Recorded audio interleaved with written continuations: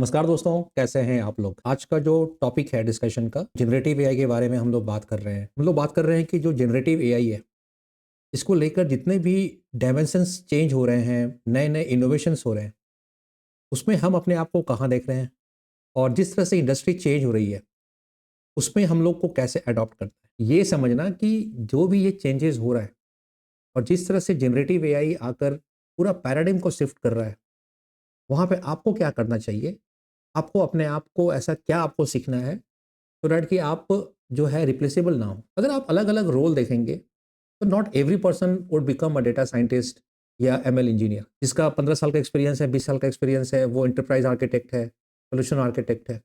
अब वो तो चेंज तो करेगा नहीं। अब वो तो बैठकर एमएल कोड तो लिखेगा नहीं। तो इंडस्ट्री रियली में ये चाह रही है क्या कि हर कोई एमएल कोडिंग करे? नहीं, ऐसा नहीं है। बट इंडस्ट्री एक चीज़ जो जो चाह रही है वो ये है, आपको ये समझना पड़ेगा कि ये जो जनरेटिव एआई है, इसके इकोसिस्टम में आप कहाँ पर लाई करते हैं। अब बहुत छोटा-सा एग्ज़ाम्पल लेते हैं। आप एक मिडलवेयर इंजीनियर हैं। एक टाइम था जब सोप प्रोटोकॉल काफ़ी ज़्यादा यूज़ होता था, हर जगह रेफ़र होता था। अगर आप ईजेपी पे काम कर रहे हैं तो ईजेपी एंटरप्राइज़ जावा बीन्स वगैरह था, तो वहाँ पे आरएमआई आरएमआई, ओओपी ये सारा होता था। जो वेब सर्विसेज़ है वो सोप के बिना होता ही नहीं था। और अगर आप सोप नहीं जानते थे, तो आप आउट ऑफ द मार्केट रहते थे। उस समय सोप को जानना बहुत ज़रूरी था। सोप के बाद जब मोबाइल डिवाइसेज़ आना शुरू हुआ, तो रेस्ट ने काफ़ी फ़ोकस में आ गया रेस्ट। और रेस्ट एपीआई जो है वो ऐसा हो गया कि अगर आपको रेस्ट एपीआई नहीं आता है तो बहुत मुश्किल है सस्टेन करना। व्हेन आई से सस्टेन करना इसका मतलब सिर्फ़ ये नहीं है कि आपको जॉब में रहना है कि जॉब से निकलना है। सस्टेन करने का मतलब होता है कि आपका एक पोज़ीशन है अपनी इंडस्ट्री में, अपनी कंपनी में और आप इरिप्लेसेबल हो, आपको रिप्लेस नहीं कर सकते। रेस्ट एपीआई के बाद ग्राफ़ आया। ग्राफ़ का उतना एडॉप्शन नहीं हुआ क्योंकि रेस्ट एपीआई को ही तोड़-मरोड़ के लोगों ने उसको यूज़ कर लिया। और that is one of the reason कि ग्राफ केवल उतना यूज़ हो भी नहीं पाया। बट मैं आपको ये हिस्ट्री इसलिए बता रहा हूँ कि जो भी हो रहा है जनरेटिव एआई में ये कुछ नया नहीं है। ये ये होता आया है, कोई भी एक नया चीज़ आता है वो चीज़ों को डिसरप्ट करता है। अब ये आ गया है जनरेटिव एआई। अब हम लोग समझते हैं कि जनरेटिव एआई में आपको क्या करना है? और मैं कुछ रोल को एग्ज़ाम्पल लूँगा। अब जो सबसे पहला जो रोल है वो है मिडलवेयर इंजीनियर। सपोज़ कि आप एक मिडलवेयर इंजीनियर हो। पहले जब मिडलवेयर के इंजीनियर बात करते थे तो वो टिपको वगैरह की बात करते थे। आईबीएम मैसेज ब्रोकर की बात करते थे। उसके बाद धीरे-धीरे जो है वही मिडलवेयर इंजीनियर जो है, धीरे-धीरे वो एपीआईज़ की तरफ चले गए और वो भी आपका SaaS बेस्ड, क्लाउड बेस्ड जो भी मिलसॉफ्ट वगैरह जो प्लेटफ़ॉर्म थे उधर चले गए and they upgraded their skill. अब यही मिडलवेयर इंजीनियर को अपना स्किल फिर से अपग्रेड करना है and they have to start learning the model context protocol. Machine to application अब कम्युनिकेशन नहीं हो रहा है। अब जो है मॉडल टू मॉडल कम्युनिकेशन हो रहा है या मॉडल टू सर्विस कम्युनिकेशन हो रहा है या मॉडल टू डिवाइस कम्युनिकेशन हो रहा है। तो अब जितने भी एंटरप्राइज एप्लीकेशंस भी हैं, फॉर एग्जांपल आप ओरेकल का एग्जांपल ले लो, एसएपी का एग्जांपल ले लो, सेल्सफोर्स का एग्जांपल ले लो, any other example, you take any one of this example, every of this product OEMs they are now building the MCP servers for them. वो अपना जो फंक्शनैलिटी है उसको एमसीपी सर्वर्स के थ्रू जो है एक्सपोज कर रहे हैं। एडब्ल्यूएस खुद हमारे काफ़ी सारे सर्विसेज हैं जिसके लिए हम लोग एमसीपी एक्सपोज कर रहे हैं।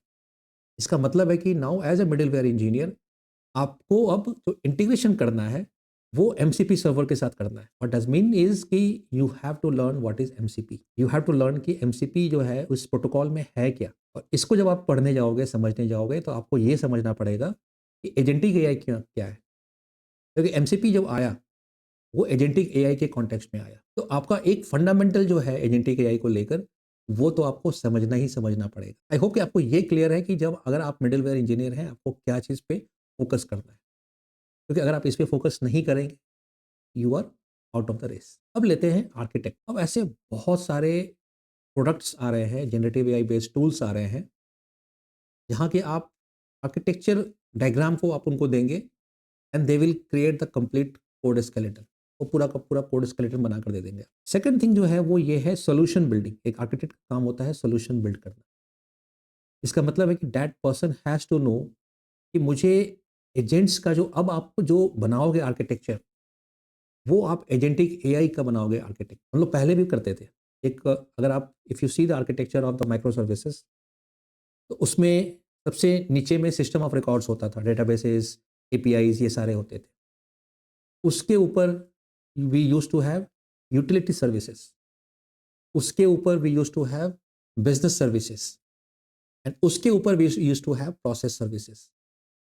अगर आर्किटेक्ट को यही नहीं पता है माइक्रो सर्विस का जो आर्किटेक्चर है, उसका जो स्ट्रक्चर है वो कैसा होता है, तो वो तो बना ही नहीं सकता। भी ये समझना पड़ेगा कि multi agentic AI framework, multi agentic AI architecture कैसे डिज़ाइन करना है, इतना मुझे मॉडुलर करना है।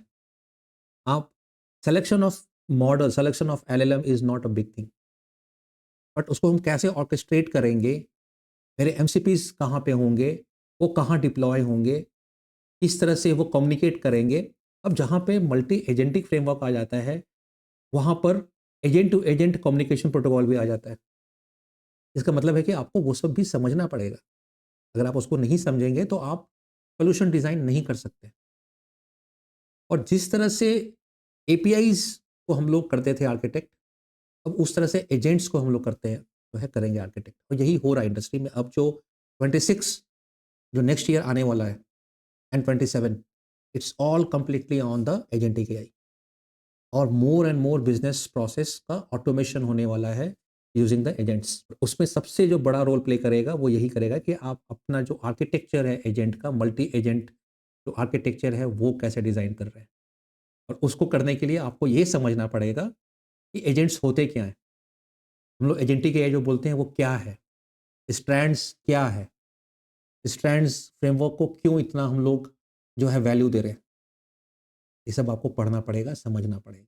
अब हम लोग आते हैं डेवलपर का। अब डेवलपर जो कम्युनिटी है वो सबसे ज़्यादा बेनिफिट होने वाला। अगर आप कोई भी यूज़ केस ले लो, आप whether it's fresh new greenfield development ले लो, या आप टेस्ट केसेस जनरेशन ले लो, डॉक्यूमेंट आपका जनरेशन ले लो, आप मॉडर्नाइजेशन ले लो, आप माइग्रेशन ले लो, इन सारे एरियाज में now there are GenAI tools which are available and your role is to understand how to use it.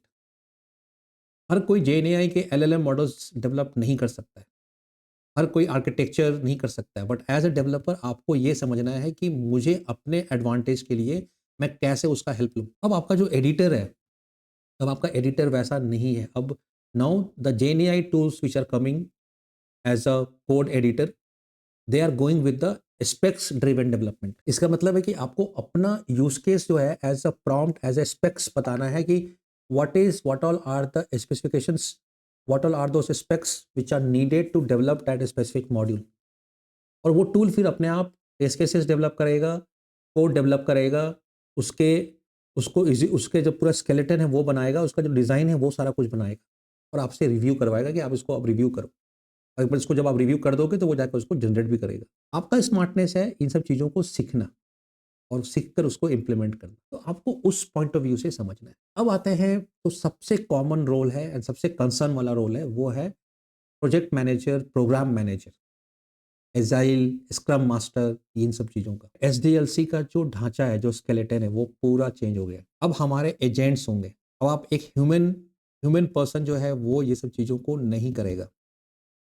तो आप जैसे हम लोग एजाइल में स्टोरीज बनाते हैं, अब उसी स्टोरीज को जो है हम लोग एज ए स्पेक्स बनाएंगे।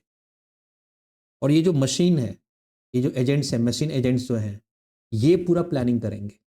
ये पॉइंट्स आइडेंटिफाई करेंगे कि कितने स्टोरी पॉइंट्स मिलने चाहिए और ये आपके जो डेवलपर हैं आपके टीम को एलोकेट करेंगे। तो इसलिए आपको क्या सीखना है, आपको ये सीखना है कि इन सारी चीज़ों को यूज़ कैसे करना है। Instead of just one application और one project, you would be managing multiple projects.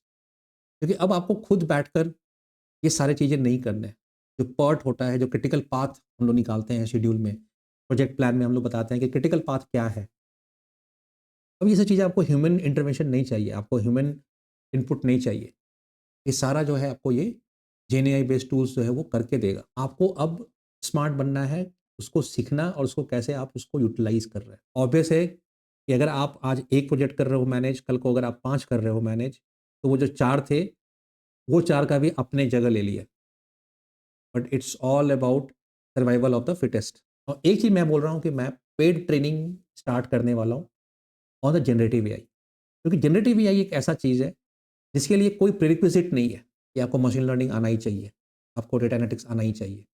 और जिस तरह से ये सारा एडवांसमेंट्स आ रहा है। सिंपल पहले जेनी आया, फिर एजेंट्स आया, अब उसके बाद एजेंटिक एआई आ गया और अब जो है फिजिकल एआई आ रहा है। तो इतने चेंजेस हो रहे हैं कि बहुत ज़रूरी है कि हम लोग इस चीज़ों को सीखें और हैंड्स ऑन लैब करें, हैंड्स ऑन करके देखें और वो आपको एक अलग लेवल का कॉन्फिडेंस देगा। तो ये कोर्स मैं जो है दिसंबर के सेकंड वीक में बहुत मेरा रहेगा कोशिश कि मैं सेकंड वीक में ही स्टार्ट करूं। अगर नहीं हो सकता है तो एट मोस्ट थर्ड वीक में तो मैं स्टार्ट करूंगा ही करूंगा। और एक गूगल फॉर्म मैं जो है पब्लिश करूंगा। हूएवर इज इंटरेस्टेड अपना अपना आप अपना नॉमिनेशन करना वहाँ पर। एक नॉमिनल फ़ी मैं रखूँगा उसमें और सबसे ज़्यादा इंपॉर्टेंट ये रहेगा कि आपको अपना एडब्ल्यूएस अकाउंट लेकर आना पड़ेगा क्योंकि उसमें थोड़े खर्चे आपको होंगे। आप एलएलएम्स वगैरह को यूज़ करेंगे, आप मॉडल्स को उसमें यूटिलाइज़ करेंगे, तो थोड़ा बहुत खर्चा वहाँ पर होगा, तो उसके लिए आप प्रिपेयर्ड रहना। ऑब्वियस है कि अगर ग्रो करना है तो कहीं न कहीं खर्च तो करना पड़ेगा। तो वो मैं नहीं अरेंज कर सकता आपके लिए कि एडब्ल्यूएस अकाउंट के वो सर्विसेज़। बट हाँ, इससे ये ज़रूर होगा कि आपका जो फंडामेंटल्स है जनरेटिव एआई का, एजेंटिक एआई का, वो मैं एकदम क्लियर कर दूँगा और जो हैंड्स ऑन एक्सपीरियंस जो है, वो मैं कर दूँगा और मैं आपको रियल लाइफ़ यूज़ केसेस भी दूँगा करने के लिए और वो आप करो अपने टाइम से करना और उसमें कोई भी गाइडेंस चाहिए होगा तो वो जो है उसके लिए आई वुड बी अवेलेबल। तो इस तरह से आज का ये जो टॉपिक है, ये सेशन है, यहीं पे ख़त्म करते हैं। मिलते हैं with complete detail around generative AI master class. Thank you. धन्यवाद।